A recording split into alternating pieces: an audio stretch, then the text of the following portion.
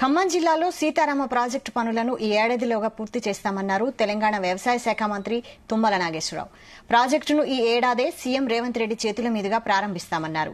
ఈ విషయాన్ని దృష్టిలో పెట్టుకుని ప్రాజెక్టు పనులను పూర్తి చేయాలన్నారు తుమ్మల నాగేశ్వరరావు. ఉదయం ప్రాజెక్టు పనులను మంత్రి తుమ్మల నాగేశ్వరరావు పరిశీలించారు.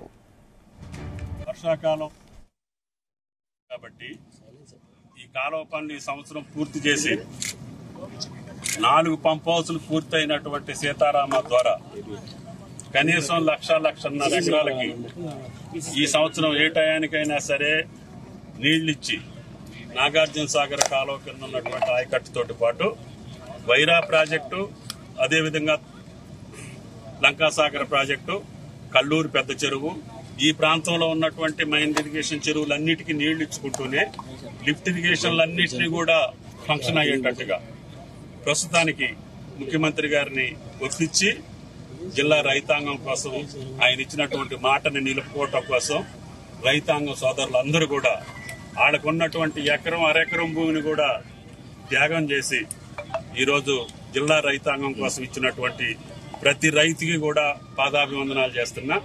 వాళ్ళకి ముఖ్యమంత్రి గారిని సంప్రదించి వాళ్ళకి ఏ రకమైనటువంటి భూమి ఇచ్చినటువంటి రైతులు బాధపడకుండా ఉండే స్థితిలో వాళ్ళని ఆదుకుంటామని చెప్పి శాసనసభ్యులు నేను వాళ్ళకి మాటిస్తున్నా.